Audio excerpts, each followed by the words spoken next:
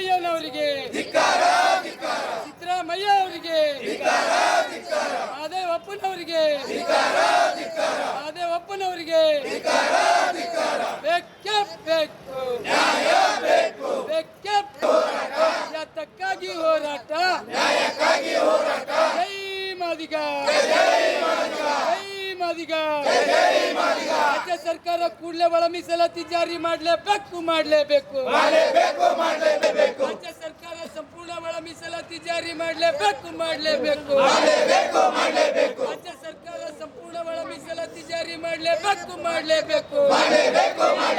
ರಾಜ್ಯ ಸರ್ಕಾರಕ್ಕೆ, ರಾಜ್ಯ ಸರ್ಕಾರಕ್ಕೆ, ರಾಜ್ಯ ಸರ್ಕಾರಕ್ಕೆ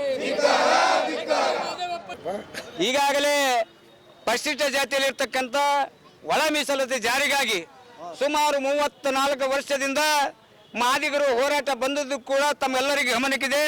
ಈಗಾಗಲೇ ಸರ್ಕಾರ ಒಳ ಮೀಸಲಾತಿ ಜಾರಿ ಮಾಡೀನಿ ಅಂತಕ್ಕಂಥದ್ದು ಒಂದು ಸುಳ್ಳು ನೆಪ ಹೇಳಿ ಅದರಲ್ಲಿರ್ತಕ್ಕಂಥ ಸಾಧಕ ಬಾಧಕಗಳನ್ನು ಸರಿಪಡಿಸದೆ ಇವತ್ತು ಸಂಪೂರ್ಣವಾದ ಒಳ ಮೀಸಲಾತಿಯನ್ನು ಜಾರಿ ಮಾಡಿ ಎಂಬ ಒಂದು ಹೋರಾಟ ಇವತ್ತು ಕಲಬುರಗಿ ಜಿಲ್ಲೆಯಲ್ಲಿ ಇಡೀ ಎಲ್ಲ ಕಲಬುರಗಿ ಜಿಲ್ಲೆಯ ಎಲ್ಲ ಮಾದಿಗರ ನೇತೃತ್ವದಲ್ಲಿ ಇವತ್ತೊಂದು ಈ ಕಾರ್ಯಕ್ರಮ ಮಾಡ್ತಾ ಇದ್ದೀವಿ. ಈಗಾಗಲೇ ಚಳಿಗಾಲ ಅಧಿವೇಶನ ಬೆಳಗಾವಿಯಲ್ಲಿ ಪ್ರಾರಂಭವಾದ ನಂತರ ಮೈಸೂರು ಜಿಲ್ಲೆಯಲ್ಲಿ ಸಿದ್ದರಾಮಯ್ಯನ ಹುಂಡಿಯಿಂದ ಒಂದು ಮೈಸೂರು ಜಿಲ್ಲೆಗೆ ಕಾಲುಡಿಗೆ ಜಾಥಾ ಹಮ್ಮಿಕೊಂಡಾಗ ಅಲ್ಲಿ ವಿನಾಕಾರಣ 144 ಲಾಗು ಮಾಡಿ ಪೊಲೀಸ್ ಇಲಾಖೆ ಹೋರಾಟಗಾರರ ಮೇಲೆ ಹಲ್ಲೆ ಮಾಡುವುದಕ್ಕೆ ಪ್ರಯತ್ನ ಪಟ್ಟಕ್ಕಂಥ ನಮ್ಮ ಸಮಾಜ ಕಲ್ಯಾಣ ಇಲಾಖೆಯ ಸಚಿವರಾದಂಥ ಎಸ್.ಸಿ. ಮಾದೇವಪ್ಪ ಅವರ ನಮ್ಮ ಒಂದು ಹೋರಾಟವನ್ನು ಹತ್ತಿರ್ತಕ್ಕಂಥ ಕೆಲಸ ಮಾಡ್ತಾ ಇದ್ದಾರೆ. ಅವರಿಗೆ ಮುಂದಿನ ದಿನಗಳಲ್ಲಿ ಮಾದಿಗರ ಶಕ್ತಿ ಏನಮ್ಮದು ತೋರಿಸ್ತಕ್ಕಂಥ ಕೆಲಸ ನಾವು ಮಾದಿಗರು ಮಾಡಬೇಕಾಗ್ತದ. ಯಾಕಂದರೆ ಇಡೀ ರಾಜ್ಯದಲ್ಲಿ ನಾವು ಒಳ ಮೀಸಲಾತಿಗೋಸ್ಕರ ಹಲವಾರು ವರ್ಷಗಳಿಂದ ಹೋರಾಟ ಮಾಡಿದ್ದೀವಿ.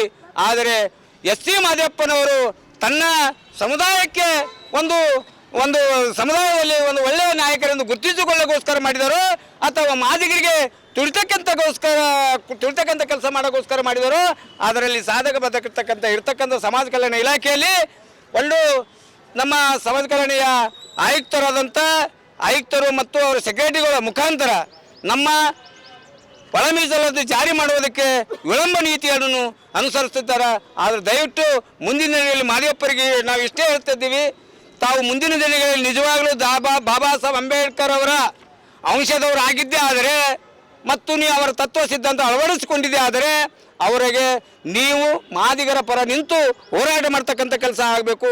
ನೀನಿಲ್ಲಾದರೆ ಒಂದು ಜಾತಿಗೆ ಮೀಸಲಾಗಿರ್ತೀರಿ ಅಂತಕ್ಕಂಥದ್ದು ಕೂಡ ನಾವು ಎಚ್ಚರಿಕೆ ಕೊಡ್ತಾ ಇದ್ದೀವಿ. ದಯವಿಟ್ಟು ಮುಂದಿನ ದಿನಗಳಲ್ಲಿ ನಮ್ಮ ಒಳ ಮೀಸಲಾತಿಯನ್ನು ಇದೇ ಚಳಿಗಾಲ ಅಧಿವೇಶನದ ಸಂಪೂರ್ಣ ಮೀಸಲಾತಿ ಜಾರಿ ಮಾಡದೆ ಹೋದರೆ 2ನೇ ಹಂತ ಮುಗಿದದ, 3ನೇ ಹಂತ ಇಡೀ ರಾಜ್ಯದಲ್ಲಿ ಇಡೀ ಮಾದಿಗ ಸಂಘಟನೆಗಳು ಹೋರಾಟ ಮಾಡತಕ್ಕಂಥ ಕೆಲಸ ಅನಿವಾರ್ಯವಾಗ್ತದ. ಅವಾಗೆ ನೀವು ಸಮಾಜ ಕಲ್ಯಾಣ ಇಲಾಖೆ ಸಚಿವರ ಸ್ಥಾನಕ್ಕೆ ರಾಜೀನಾಮೆ ಕೊಡ್ತಕ್ಕಂಥ ಕೆಲಸ ನಾವು ಮಾಡಬೇಕಾಗ್ತದೆ ಅಂತಕ್ಕಂಥದ್ದು ಕೂಡ ಎಚ್ಚರಿಕೆ ಕೊಡ್ತಾ ಇದ್ದೀವಿ. ಸಿದ್ದರಾಮಯ್ಯನವರು ಕೂಡ ಅವರು ಈಗಾಗಲೇ ತಮ್ಮ ಮುಖ್ಯಮಂತ್ರಿ ಸ್ಥಾನ ಉಳಿಸಿಕೊಳ್ಳೋದಕ್ಕೋಸ್ಕರ ನಮ್ಮ ಸಮುದಾಯಕ್ಕೆ ತುಳಿತಕ್ಕಂಥ ಕೆಲಸ ಮಾಡ್ತಾ ಇದ್ದಾರೆ. ದಯವಿಟ್ಟು ಮುಂದಿನ ದಿನಗಳಲ್ಲಿ ಈ ಒಳ ಮೀಸಲನ್ನು ಜಾರಿ ಮಾಡಬೇಕು. ಮತ್ತು ಕಲಬುರಗಿ ಜಿಲ್ಲೆಯಲ್ಲಿ ನಮ್ಮ ಸಮಾಜ ಕಲ್ಯಾಣ ಜಂಟಿ ನಿರ್ದೇಶಕರಾಗಿ ಪ್ರೀತಿ ದೊಡ್ಡಮನಿಯವರು ಬಂದಾಗಿನಿಂದ ದೌರ್ಜನ್ಯ ಪ್ರಕರಣಗಳು ಯಾವುದೇ ಫೈಲ್ಗಳನ್ನು ನೋಡದೆ ಅಲ್ಲಿ ನಮ್ಮ ದಲಿತ ಸಮುದಾಯದ ಎಲ್ಲ ದೌರ್ಜನ್ಯ ಪ್ರಕರಣಗಳನ್ನು ಪರಿಹಾರ ನೀಡುವಲ್ಲಿ ವಿಳಂಬ ನೀತಿ ತೋರ್ತಾ ಇದ್ದಾರೆ.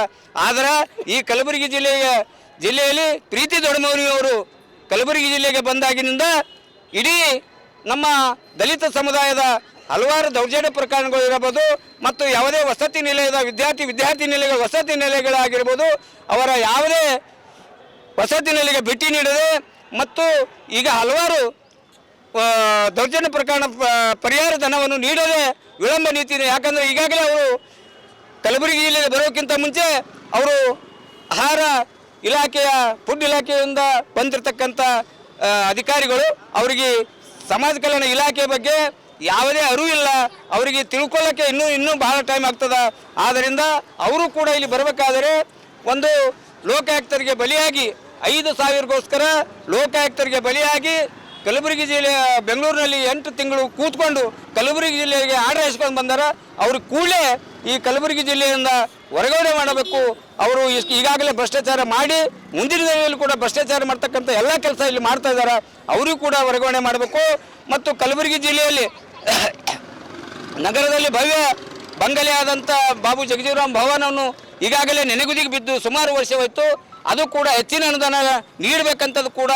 ಮತ್ತು ಈಗಾಗಲೇ ನಮ್ಮ ಹಲವಾರು ಬೇಡಿಕೆಗಳು ಹಲವಾರು ಬೇಡಿಕೆಗಳು ಇಟ್ಟುಕೊಂಡು ಇವತ್ತು ಮಾದಿಗ ಸಂಘಟನೆಗಳು ಒಕ್ಕೂಟದ ವತಿಯಿಂದ ಅಲ್ಲದೆ ಡಾಕ್ಟರ್ ಬಾಬು ಜಗಜೀವನ ಅಭಿವೃದ್ಧಿ ಮತ್ತು ಹೋರಾಟ ಸಮಿತಿ ವತಿಯಿಂದ ಇವತ್ತು ಹೋರಾಟ ಮಾಡ್ತಾ ಇದ್ದೀವಿ. ಆ ಹೋರಾಟಕ್ಕೆ ನಮ್ಮ ಬೇಡಿಕೆಗಳನ್ನು ಕೂಡಲೇ ಸರ್ಕಾರ ಈಡೇರಿಸಿ ನಮಗೆ ಅನುವು ಮಾಡಿಕೊಡ್ಬೇಕಂತ ತಮ್ಮ ಮಾಧ್ಯಮದ ಮುಖಾಂತರ ಮನವಿ ಮಾಡ್ಕೊತೇವೆ.